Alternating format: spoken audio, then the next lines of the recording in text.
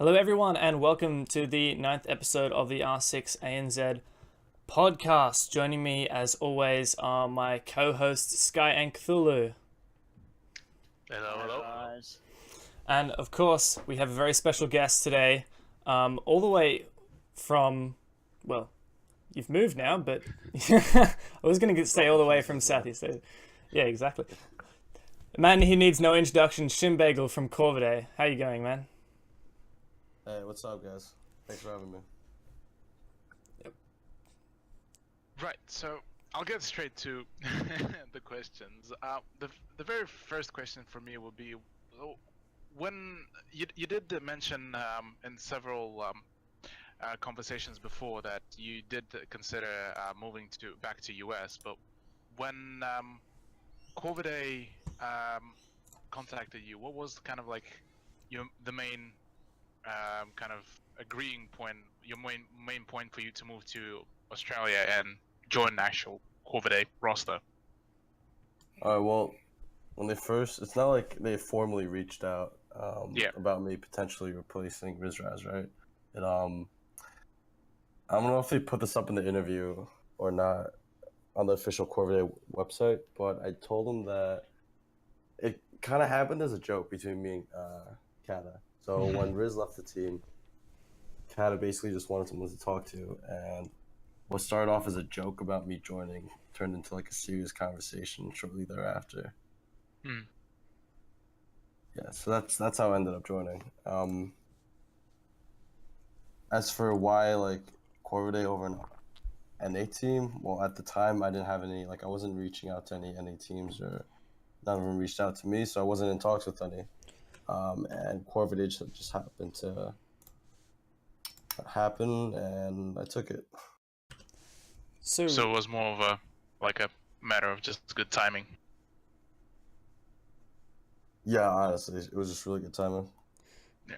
Going back a step then, I mean, you talked about how you were thinking about joining an NA team, but you didn't really touch on what happened in Southeast Asia with a team you've been with for a very long time, that is Cryptic. What happened there? Yeah, I guess I have been there for a really long time. Well, without getting too much into it, the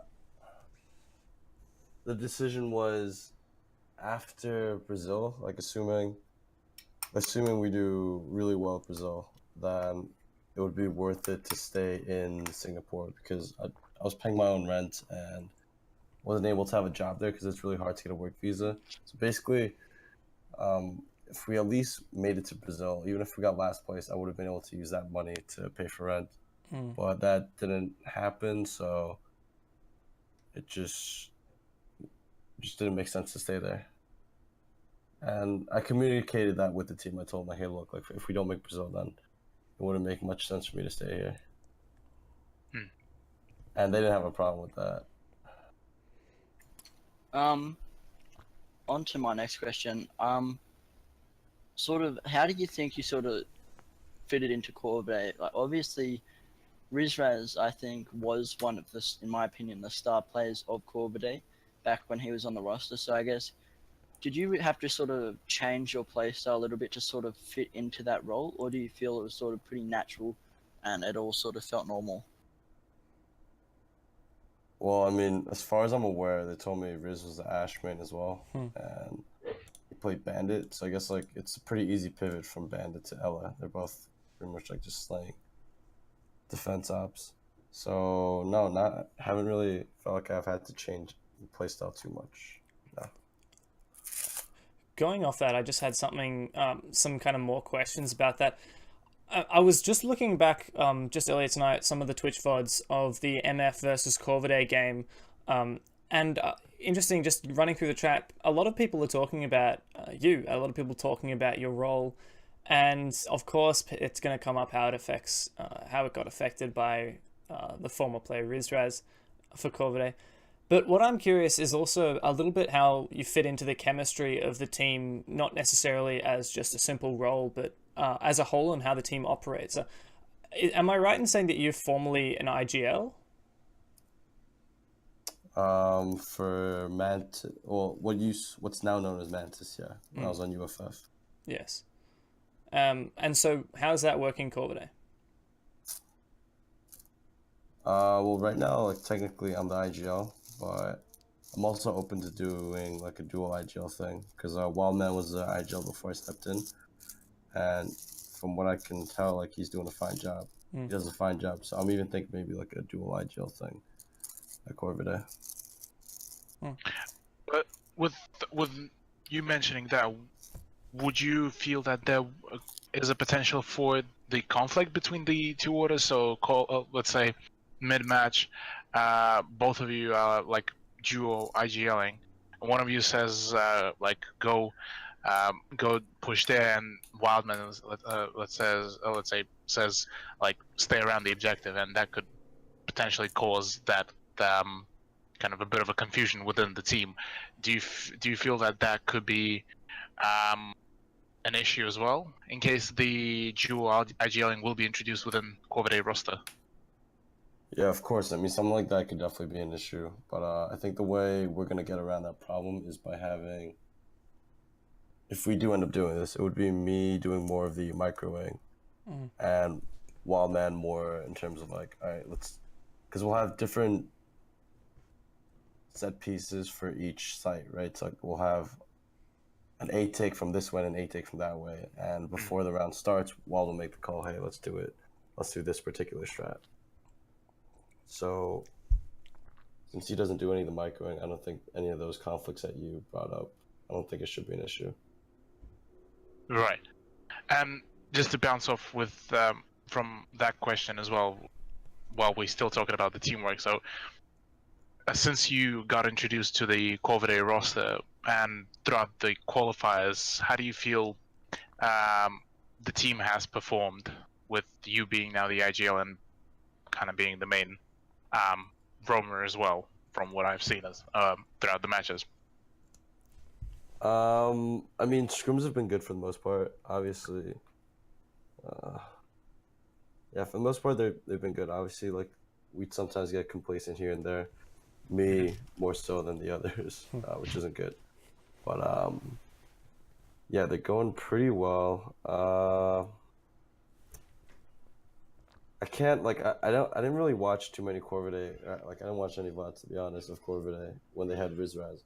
So I don't particularly know, like, how they played. I have no metric for a comparison. But as far as we're doing right now, with me being introduced to the roster not too long ago, I think we're making good progress. Awesome. I guess sort of now moving a bit forward from the introductory process with Corvidae, one of your first, I guess, showings as a team was this weekend. No, the second showing actually was this weekend.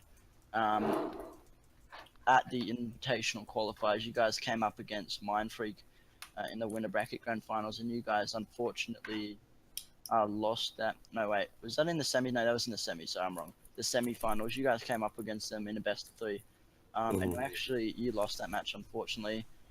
I guess where do you feel that you sort of went wrong there? Was that sort of just still sort of adapting to each other and really getting used to each other's play styles, or was that sort of like just yeah, I don't know, just like play styles? Well, I think we're past the phase where we're trying to get to learn each other's play styles, and it was only me being integrated to the team, whereas these four have been together for a while. So I don't think it's so much that.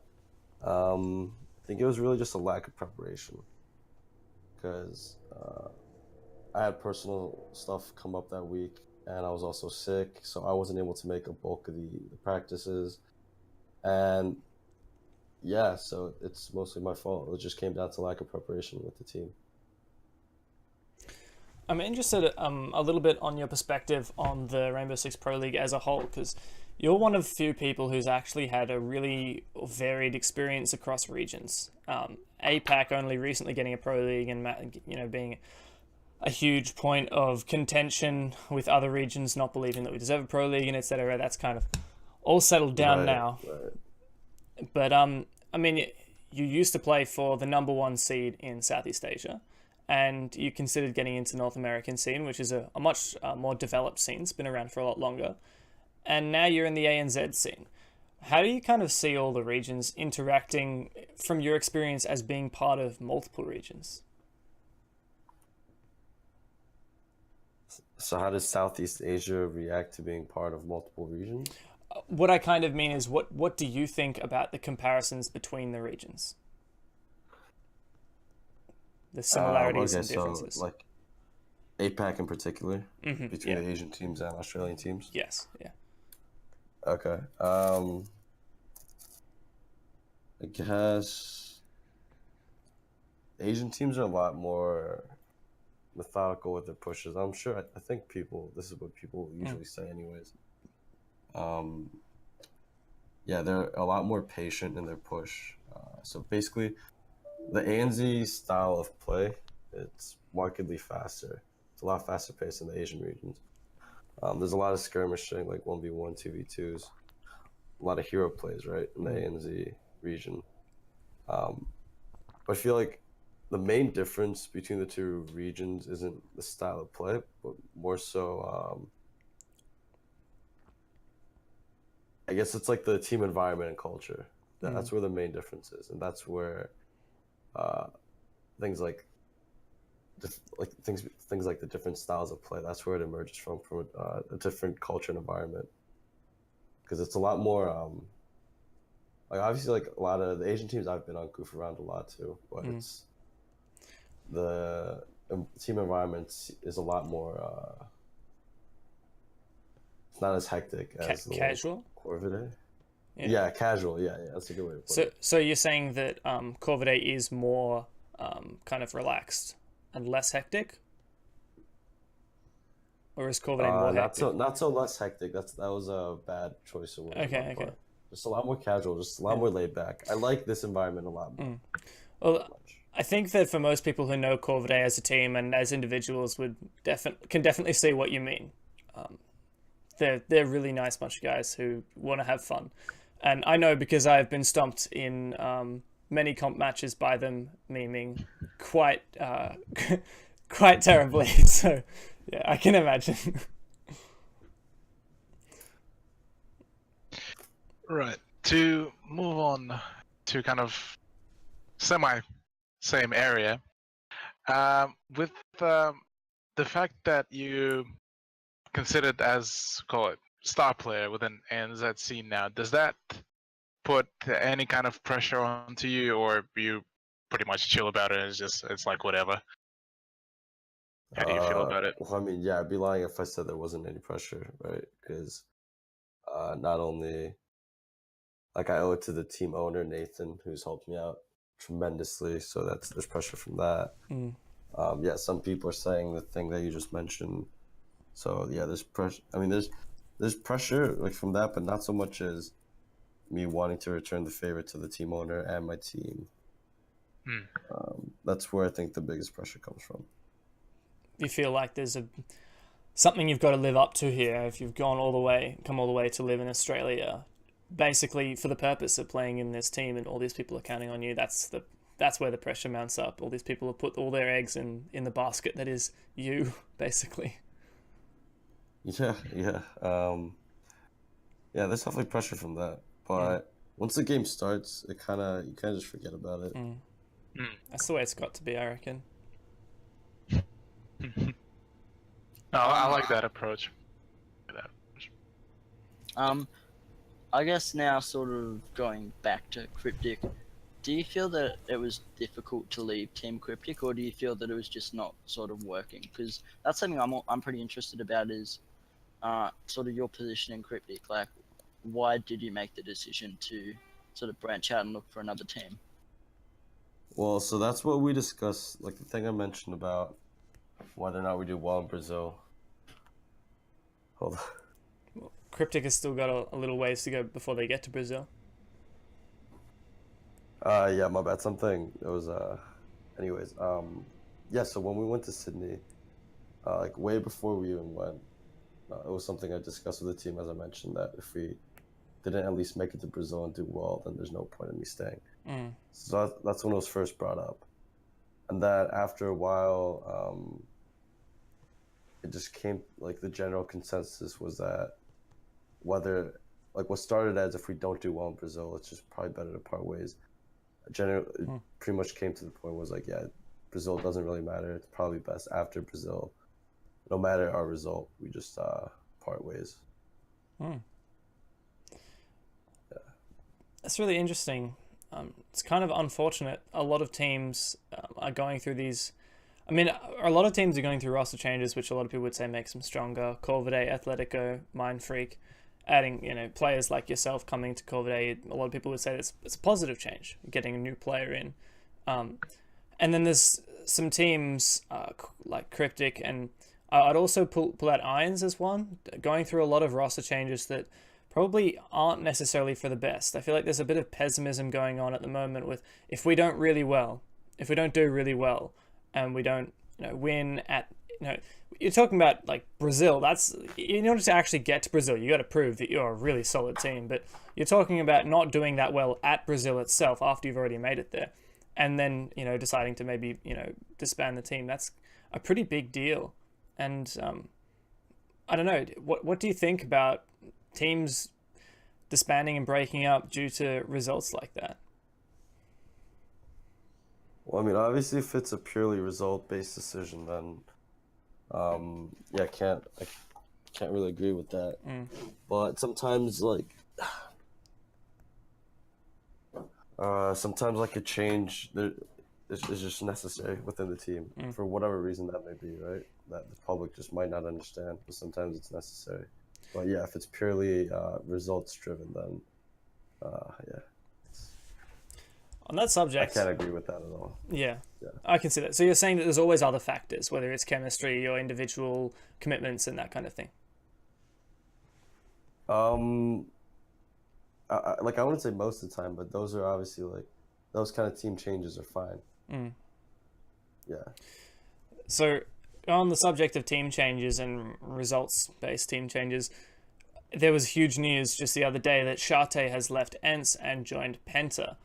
Like, yeah, it's nutty. Yeah, I know. What do you think about that? I mean, we've got a massive player. This is a big deal. Yeah, I mean, I think it was KS that he replaced, right? Yep. Yes, I don't really know the playstyle of KS and the playstyle of Shate, so I don't know if there will be any issues with him fitting in that regard. But honestly, like with a team like Penta, I don't think they would have brought him in without having a pretty good idea of what they wanted to do positionally for each member. So yeah, I mean, I think it's an already good team got even better. And And as long as like there weren't any contractual, like no one was like, what's the term called when you try to steal another player? Like Poaching. Poaching. Yeah. I mean, as long as there wasn't any of that, then yeah, I mean, good on them. And while still kind of staying on the topic of different roles for players, after you got introduced as IGL, did you have to make any kind of big adjustments to the roles that the current roster already played, or were you just as in fitting in, like you mentioned before, with them mentioning like Rizraz was playing pretty much Ash Bandit, so you kind of mostly naturally just fit in with the aggressive kind of roaming / aggressive pushing role? Sorry, so what was the question? So after you got introduced, have you had to change a whole lot of roles within the team, or have you just integrated yourself pretty much easily in place of Rizraz? Yeah, I think I slotted in pretty easily because, like I said, there wasn't really much of a stylistic change. So we play the same ops for the most part, and the team's been every single one person in the team, like everyone, all my teammates, our coach, manager, the owner, they've all been really accommodating and receptive. So it hasn't been too much of a problem. Okay, and what did seem to me while I was doing the casting for Corvidae's matches is that compared to Rizraz, even though you guys play almost identical operators, you seem to have quite a different approach, call it.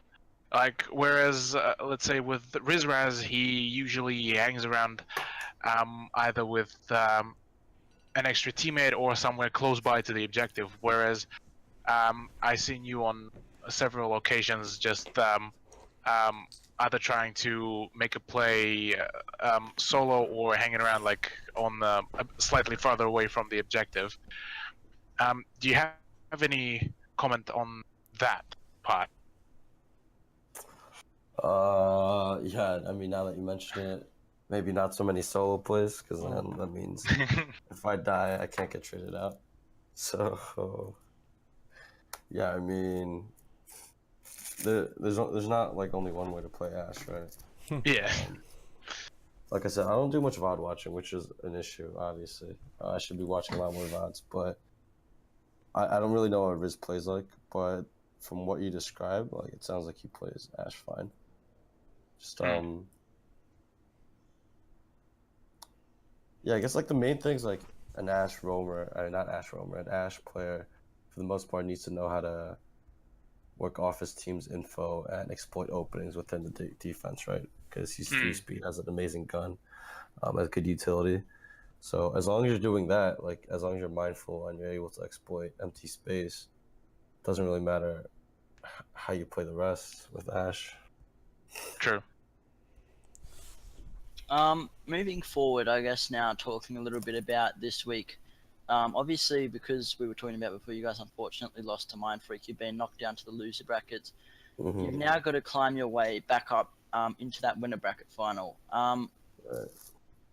I guess you were talking about before, I guess more specifically, if you were to, obviously you had some personal issues and stuff that couldn't be avoided, but what do you need to work on, sort of? Because I think you guys are up against Nixian, if that's how you say it, and they've really surprised me, these qualifiers. They've been a lot stronger than I would have expected. So I guess, what do you feel you have to do to sort of beat a Nixian? And if we're going even further past all that, let's say you beat everyone and you make it to the winner bracket finals, and let's say Mindfreak are there, because I think there's a rematch going on with that. But what do you feel in the winner? What do you need to improve on, pretty much?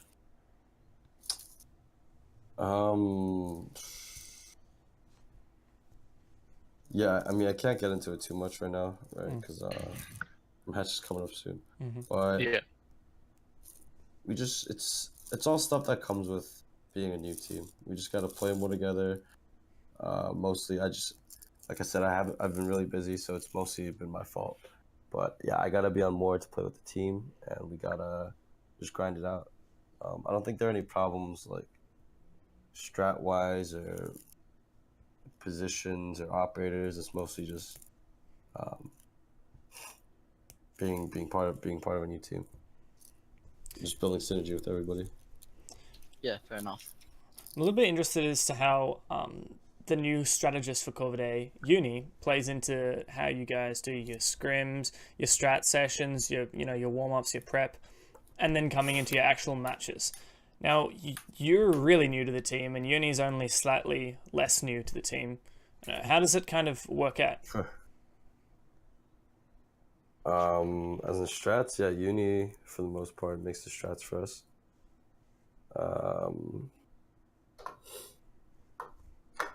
Oh, he's a really good. You should probably be asking Kat this, but yeah, Uni's a really good coach. Does everything he's asked for. Yeah, I don't know, just good coach. Right. Moving on to kind of, well, we semi on the preparation kind of topic with White Ops. Operation White Noise operators being allowed now for the qualifiers. How do you feel the meta could be changed within the competitive scene?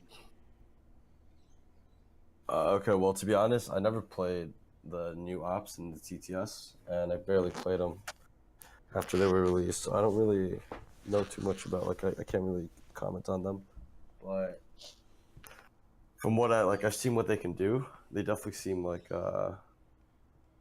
well, at least one of them, they're a game changer. Mm. Well, not a game changer. I don't know. They seem viable.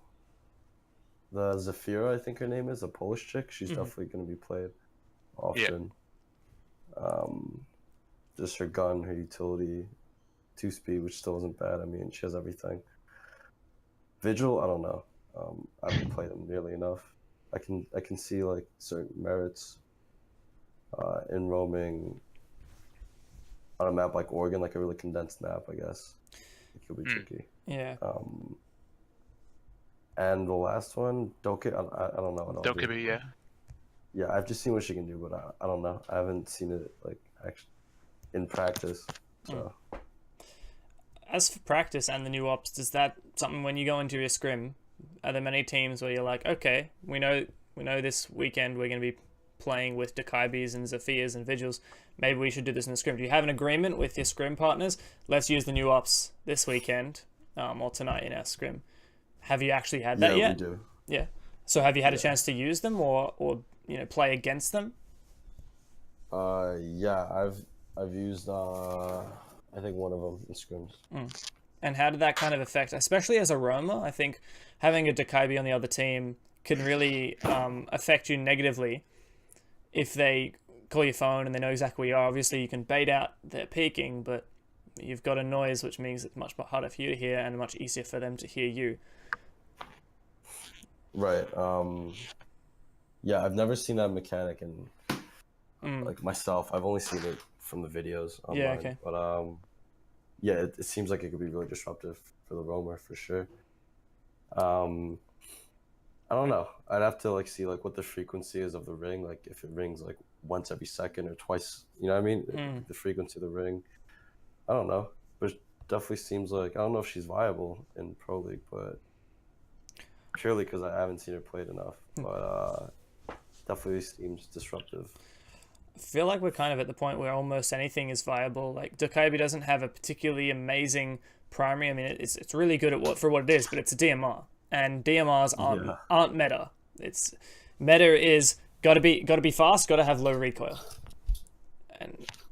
and I don't know. It'll be interesting to see how guns like that, and also that ridiculous shotgun that everyone's complaining about in casual. Interesting to see how these kind of different elements come into play, and whether they actually become viable in a high level competitive environment. Yeah, I don't know. She seems like she'd be a lot of fun though. Yeah, if anything, it's gonna be a fun pick.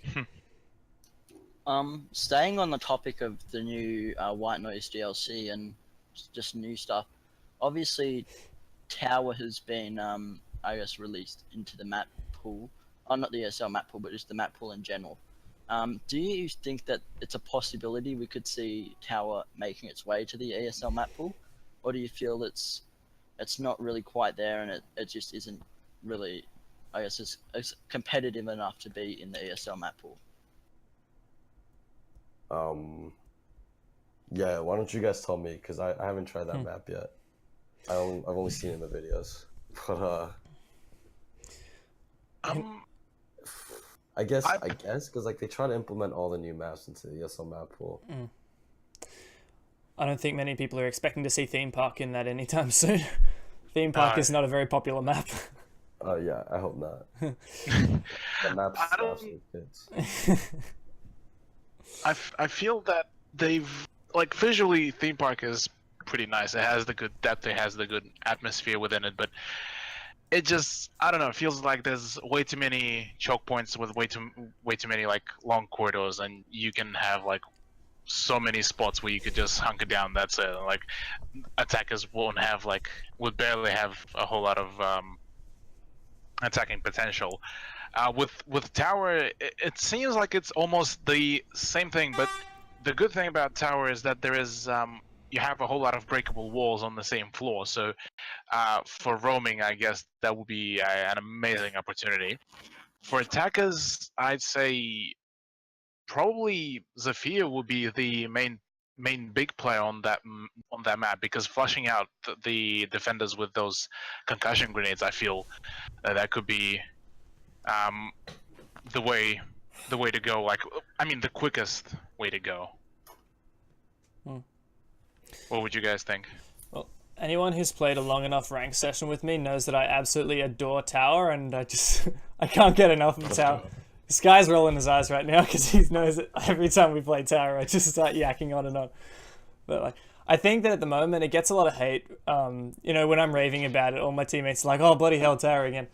But I think a lot of it comes down to the fact that people don't like playing maps that they don't know, and people are still like, "Oh, what's the viable bomb site? I don't know what to do here," and I think that's just a massive reason why at this stage it's not too popular. But I'm really, really keen for what it's going to become.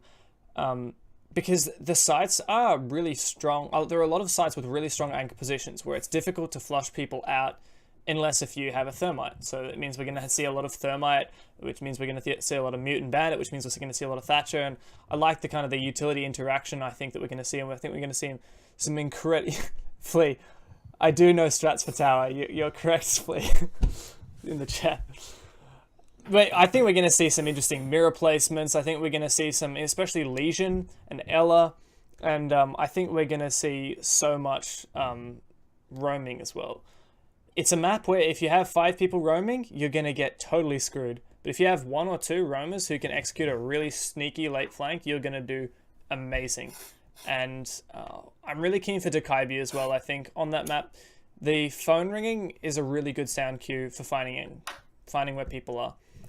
And as for the long corridors and the short hallways, I'm really keen to see the interaction between, you know, fast 3-speed dodging through corridors with a holo and then like holding angles with your Blackbeards and your Dakaibis and stuff. I'm really keen basically for everything that's coming. Yeah, I'm excited, man. That sounds like my kind of map. Good. You on like Ella or Vigil, you're gonna have some fun. I'm calling it right now. Particularly with impact grenades, I reckon there are so many breachable walls you can go for late flanks. It's so good. Just don't drop elevator. Just don't do it. You don't have to do that. This guy will C4 I have a surprise for you. This guy's favorite thing to do is throw C4s up the elevator. It's the newest version of a spawn peak. Hey, that's one way to do it. I would say that's probably about it. Would you guys agree? Yeah. We feel about right. Yeah, well, like, thank you so much for joining us today, Shinbagel. Like, it's been a fairly short version this week, but, you know, short and sweet's the way to go sometimes. I'm really glad that we got to touch on a lot of the things, a lot about kind of how Corvidae works, and it's just good to get your perspective on things, whether it's directly related to you or not. I've got to completely interrupt you there, Dev. Magnet actually just had a really good question. He wants us to predict the finals this weekend. All right. I don't want to interrupt my boy Dev, but I feel like that's a really good question. We should certainly touch on that. Well. So what are your predictions, Shinbagel, on this weekend's qualifiers? Like, what are the 2 teams going to be in the finals? Mm-hmm. Yeah, just in general. Who do you think will make it? Hopefully us and Mind Freak, right? Yeah. That's what you want. What a surprise.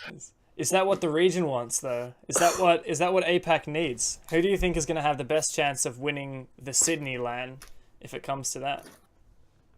Which ANZ team? I don't really care what I mean. You don't care what APAC thinks?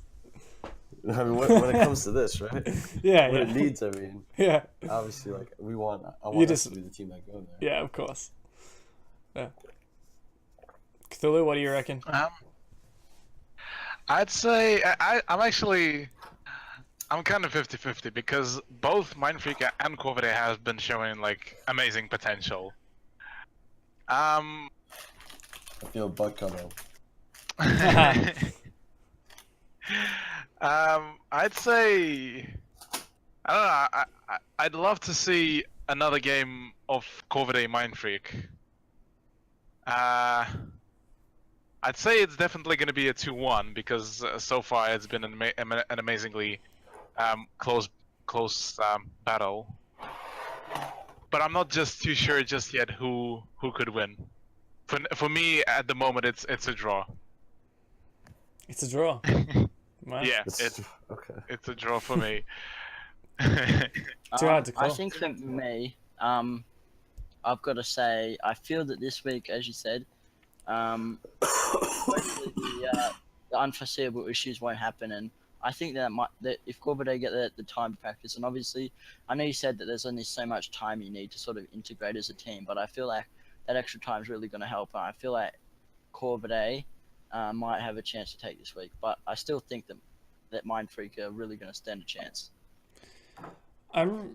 I think that no one should count out Anixian in this first matchup. We've got the first match we're going to have to see is Corvidae versus Anixian, and I think people, I don't know, like I'm not calling Anixian are going to win it because I think you guys are an incredibly strong team, and I think on an individual level especially, you have the advantage. You have the team, 4 members of the team have been together for a very, very long time, and I think that you have the advantage, but I think that people are going to be pleasantly surprised at how the match itself actually plays out.